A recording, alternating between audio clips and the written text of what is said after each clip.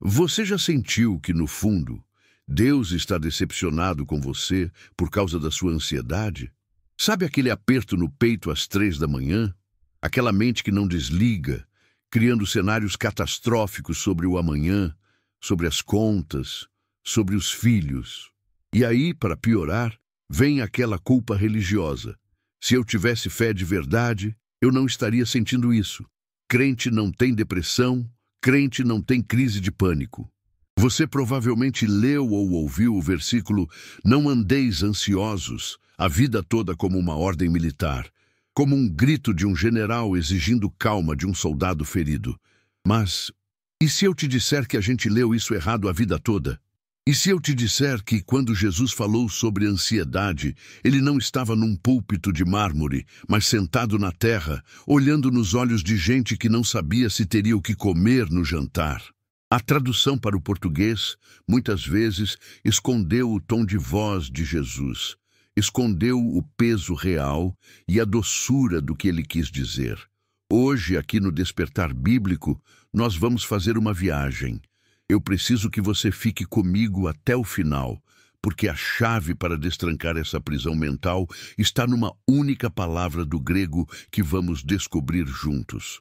O que você vai ouvir hoje não é autoajuda. É a resposta brutalmente honesta e amorosa da Bíblia para o seu coração acelerado. Vamos ser honestos aqui. Só eu e você na sala? Ninguém gosta de admitir que está com medo, especialmente nós, cristãos. A gente aprendeu a vestir a capa do super-herói da fé. Você chega na igreja e alguém pergunta: "E aí, tudo bem?" E o que você responde? "Tudo bênção, vitória total." Mas por dentro, às vezes, parece que tem um motor ligado na rotação máxima, não é? A ansiedade não é apenas nervosismo. Nervosismo é o que você sente antes de uma prova ou de um encontro. Ansiedade é diferente. Ansiedade é um ladrão. Ela rouba o seu agora. Você está fisicamente aqui assistindo a este vídeo, mas a sua mente está na segunda-feira que vem. Está naquela conversa difícil que você precisa ter. Está no resultado do exame médico que nem saiu ainda. E o pior de tudo não é a ansiedade em si. O pior é a culpa. Eu recebo mensagens todos os dias no canal de pessoas dizendo: "Eu devo ser um péssimo cristão. Eu oro, eu leio a Bíblia, mas meu coração dispara. Eu não consigo dormir. Será que o Espírito Santo saiu de mim?" Essa é a grande mentira que te contaram. A mentira de que ansiedade é automaticamente sinônimo de falta de fé. Criaram uma equação matemática cruel na nossa cabeça. Se você confia, você tem paz. Se você está ansioso, você não confia em Deus. E aí, o que a gente faz? A gente abre a Bíblia em Mateus 6:25, e lá está Jesus dizendo: "Não andeis ansiosos pela vossa vida." Quando a gente lê isso no português, em 2024, soa como uma bronca. Soa como um pai bravo gritando com o filho que está chorando. Imagine você chegando para alguém que está tendo uma crise de pânico, faltando ar, tremendo, e você grita: "Pare com isso agora." Isso ajuda? Claro que não. Isso só gera mais desespero. Será que Jesus, o mesmo Jesus que chorou pela morte de Lázaro, o mesmo Jesus que suou sangue de tanta angústia no Getsêmani, será que ele seria tão insensível com a sua dor? Será que ele olharia para o seu coração acelerado e diria apenas: "Pare de frescura"? Não, definitivamente não. O problema é que transformamos um conselho de amor em uma lei de condenação.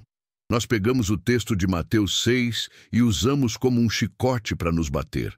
Tá vendo? Tô ansioso, então tô pecando. Tô pecando, então Deus está longe. Deus está longe, então tô em perigo. E o ciclo da ansiedade só aumenta. É como tentar apagar fogo jogando gasolina. Mas eu tenho uma notícia para você. O problema não está em Jesus.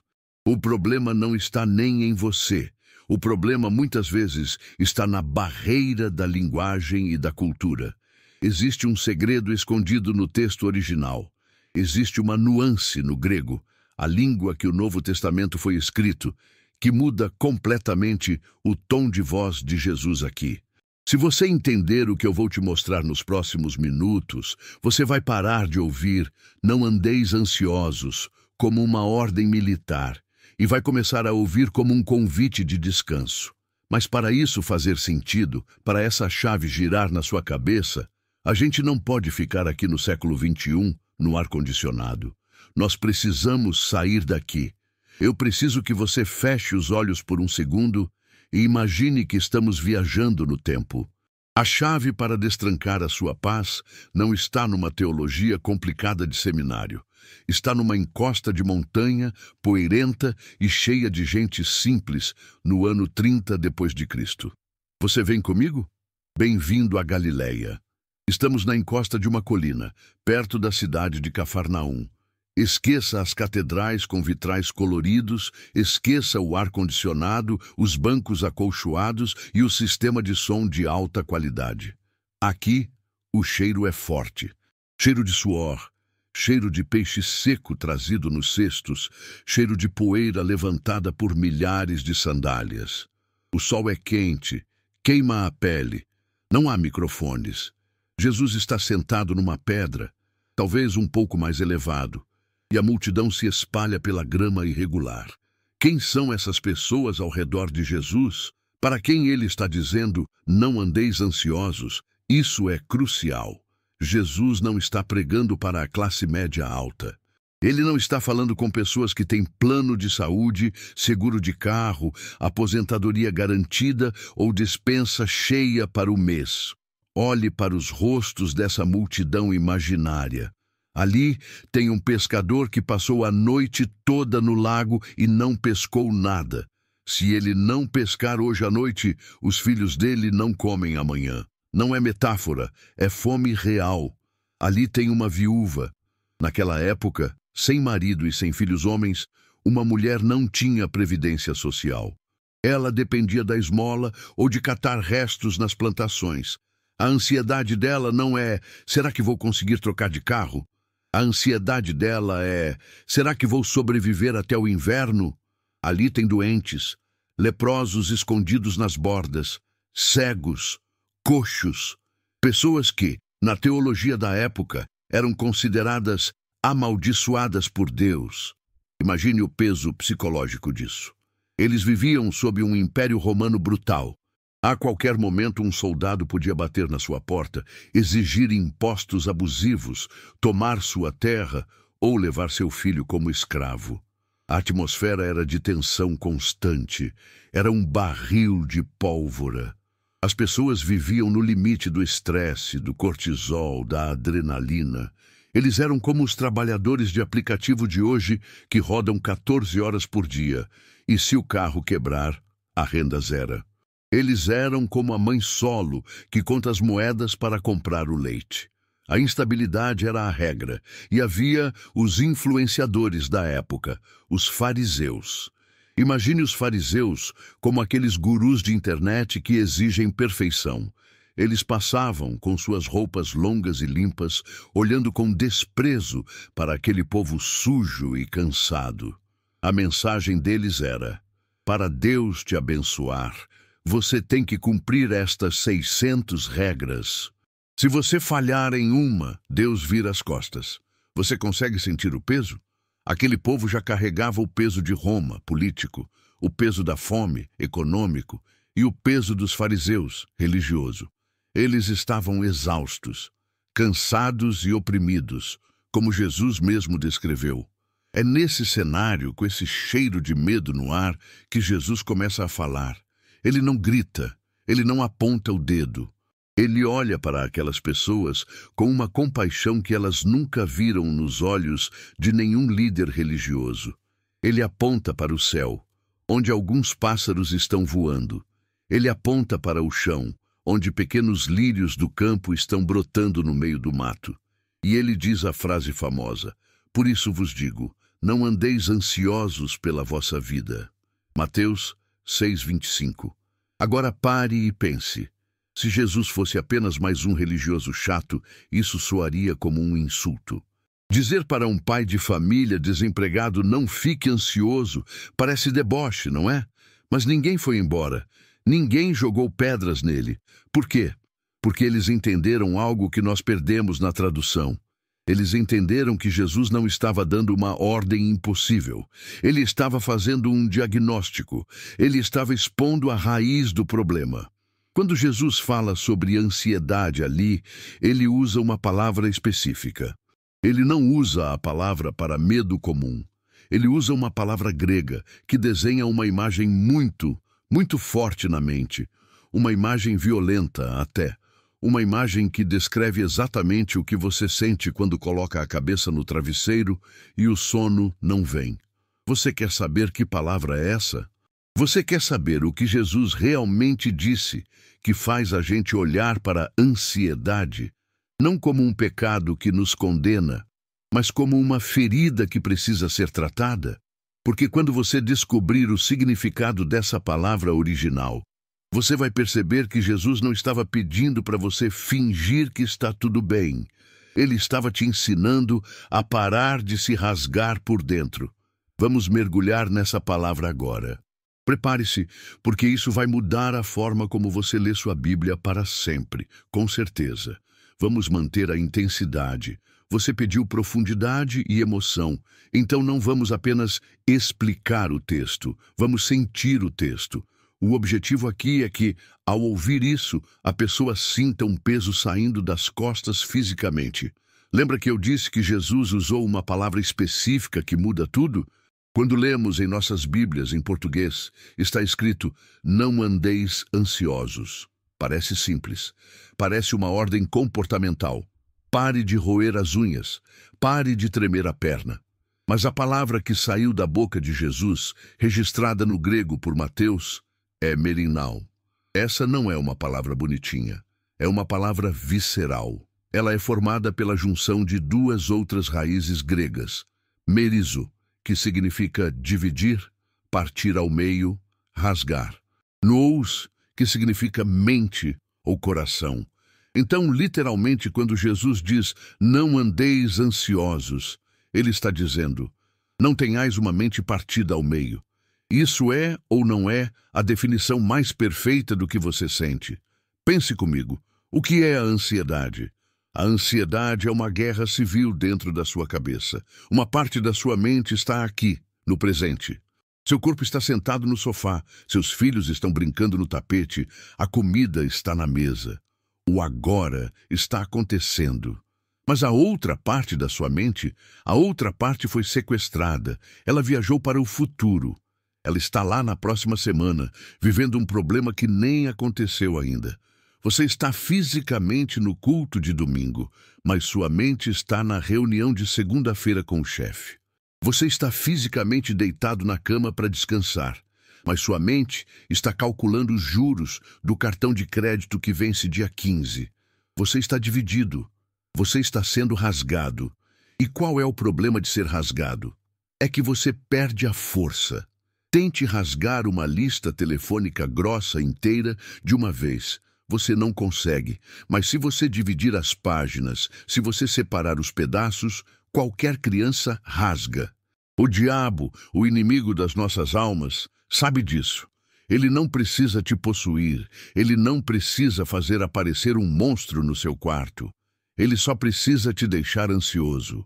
Porque se ele conseguir dividir sua mente, se ele conseguir fazer você viver metade no hoje e metade num futuro catastrófico, ele neutralizou a sua força.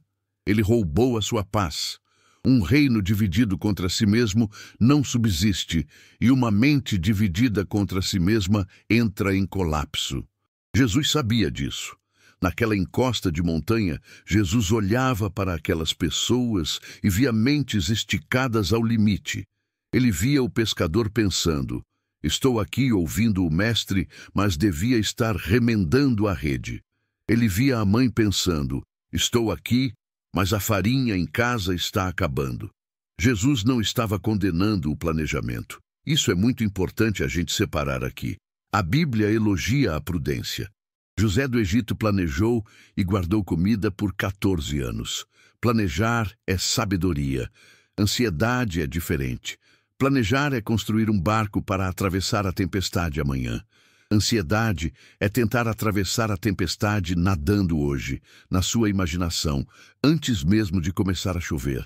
A ansiedade faz você sofrer duas vezes. Você sofre na imaginação e sofre na realidade se o problema acontecer. E se o problema não acontecer, você sofreu à toa. Você gastou energia emocional. Gastou saúde, gastou tempo de qualidade com sua família, sofrendo por um cenário que nunca existiu. É como aquela analogia do computador. Sabe quando você abre 50 abas no navegador de internet? O computador é potente, a máquina é boa, você é imagem e semelhança de Deus, você é potente. Mas se você abre 50 abas ao mesmo tempo, a aba do trabalho, a aba da saúde, a aba dos filhos, a aba da política, a aba do passado. O que acontece? O processador esquenta, a ventoinha dispara, taquicardia, a tela trava, paralisia. O computador quebrou? Não. Ele só está sobrecarregado com processos simultâneos. Isso é merignal. Jesus está olhando para você hoje e dizendo: filho, filha, feche as abas. Você não foi desenhado para processar o amanhã hoje. A graça que eu te dei é diária. O maná no deserto estragava se guardasse para o dia seguinte. A minha força para você é para o agora. Tá bom, entendi. Minha mente está dividida. Mas como eu junto os pedaços? Como eu desligo esse botão de alerta? A resposta de Jesus não é faça yoga ou pense positivo. A resposta dele é chocante porque ela não aponta para dentro de você. Ela aponta para cima. A cura para o merignal, a mente dividida, não é o esforço, é a paternidade. Vamos ver como ele resolve isso. Jesus continua o discurso em Mateus 6, e ele usa a lógica mais linda do universo para acalmar nosso coração. Ele diz: olhai para as aves do céu. Note o verbo, olhai. Jesus está pedindo para eles tirarem os olhos dos próprios umbigos, dos próprios problemas, e olharem para a criação. Elas não semeiam, nem cegam, nem ajuntam em celeiros, e vosso Pai Celestial as alimenta. Agora preste atenção no golpe de mestre de Jesus, o pulo do gato teológico. Ele pergunta: não tendes vós muito mais valor do que elas? Aqui está a cura. A cura da ansiedade não é saber o que vai acontecer amanhã. A gente é viciado em querer saber o futuro, né? A gente acha que se souber o futuro, vai ter paz. Mentira. Se você soubesse o futuro, provavelmente ficaria aterrorizado. A cura da ansiedade não é controle. A cura da ansiedade é confiança no valor. Jesus usa um argumento que os rabinos chamavam de Kal Vashomer, do menor para o maior. Raciocine comigo. Se Deus cuida de um passarinho que vive 2 ou 3 anos, que não tem alma imortal, que não foi feito à imagem e semelhança dele, se Deus garante que esse passarinho ache uma minhoca toda manhã, você acha mesmo, sinceramente, que ele vai esquecer de você? Você que ele formou no ventre da mãe. Você por quem ele desceu do céu. Você por quem ele se deixou pregar numa cruz. Aqui nós chegamos no centro do Evangelho. A ansiedade, no fundo, é uma crise de identidade. A gente fica ansioso porque a gente vive como órfãos. Um órfão tem que se virar. Um órfão tem que garantir o próprio pão. Um órfão tem que se defender sozinho. Se o órfão não se preocupar, ninguém se preocupa por ele. Mas Jesus muda o seu status. Ele diz: vosso Pai Celestial sabe que necessitais de tudo isso. Ele não disse: o Criador sabe. Ele não disse: a força cósmica sabe. Ele disse: o Pai. Você tem um pai. E um pai bom não deixa o filho passar fome enquanto a geladeira está cheia. Um pai bom não dorme enquanto o filho está chorando de dor. Jesus está dizendo: você vale muito. O preço pago por você foi o meu próprio sangue. Será que eu daria minha vida por você para depois te deixar morrer de fome ou de vergonha por causa de um boleto? Será que eu cuidaria da sua salvação eterna, que é o mais difícil, e falharia em cuidar do seu almoço, que é o mais fácil? E sabe o que é mais lindo? Jesus não apenas ensinou isso, ele viveu isso. Mas houve um momento em que Jesus experimentou a ansiedade suprema, para que você não precisasse carregar a sua sozinho. Lá no jardim do Getsêmani, a Bíblia diz que Jesus começou a entristecer-se e a angustiar-se muito. Ele disse: "A minha alma está profundamente triste até a morte." Ali, Jesus sentiu o peso do mundo. Ali, a mente dele foi pressionada como uma azeitona na prensa. Ele suou sangue. Isso é o nível máximo de estresse físico e mental, hematidrose. Por que ele passou por isso? Ele entrou na escuridão da ansiedade absoluta, do abandono, do medo da morte, para que, quando você estiver no seu quarto, sentindo o peito apertar, você saiba que não está orando para um Deus distante. Você está orando para um Deus que sabe exatamente como é sentir o que você sente. E ele venceu aquela angústia no Getsêmani, se entregando ao Pai. Não seja como eu quero, mas como tu queres. Ele foi partido na cruz, corpo rasgado, para que a sua mente partida, merinal, pudesse ser restaurada. Ele tomou o cálice da ira para que você pudesse tomar o copo d'água da paz. A graça aqui é escandalosa. Você não precisa ter uma fé de aço para vencer a ansiedade. Você só precisa de um Pai presente, e isso você já tem. A ansiedade grita: "Tudo depende de você." A cruz grita: "Está consumado. Eu já cuidei do principal, cuidarei do resto também." Chegamos ao momento decisivo, aquele ponto onde o vídeo deixa de ser apenas uma informação bonita e vira uma transformação real na vida de quem assiste. Nós viajamos para o ano 30, sentimos o cheiro da Galileia, descobrimos que a ansiedade é uma mente dividida, merinal, e entendemos que a cura é saber que temos um Pai. Mas eu sei o que você está pensando agora. Tudo isso é lindo, mas amanhã, às 8 da manhã, meu chefe vai me cobrar, o boleto vai vencer, o exame médico vai chegar. Como eu aplico essa teologia no caos da segunda-feira? Aqui no Vivências Reais, a gente não acredita em fé teórica. Fé tem que funcionar na vida real. Então, eu quero te dar 3 ferramentas práticas para você usar quando o merinal atacar, quando você sentir que sua mente está começando a rasgar ao meio. 1. A técnica do mesmo que. A troca de vocabulário. A ansiedade se alimenta de uma pergunta: e se? E se eu for demitido? E se o remédio não funcionar? E se meu filho se machucar? O "e se" é a gasolina do inferno na sua mente. Ele te projeta para um futuro de desastre. A partir de hoje, eu te desafio a trocar o "esse e" pelo mesmo que. Quando vier o pensamento, "e se eu perder o emprego?", você vai responder: "Mesmo que eu perca o emprego, o meu Pai é dono de tudo, e Ele não vai me deixar desamparado." Quando vier, "e se essa doença for grave?", você responde: "Mesmo que seja grave, Ele é a minha força e estará comigo no vale." Percebe a diferença? O "e se" gera medo. O mesmo que gera coragem.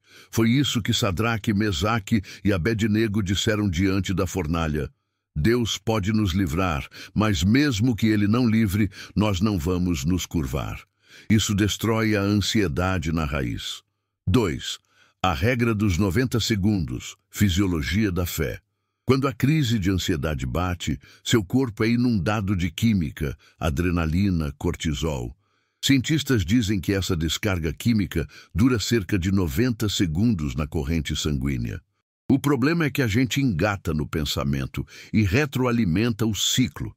Quando você sentir o aperto no peito, pare. Não tente orar difícil, não tente repreender gritando, apenas respire.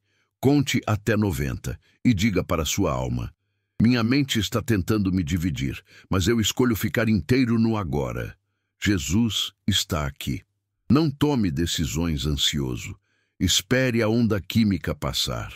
Lembre-se, emoções são visitantes, não moradores. Deixe elas passarem. 3. O foco no reino, o ajuste de prioridade. Jesus termina o texto dizendo: buscai primeiro o reino de Deus. Isso não é sobre ir mais à igreja. Isso é sobre hierarquia de preocupações.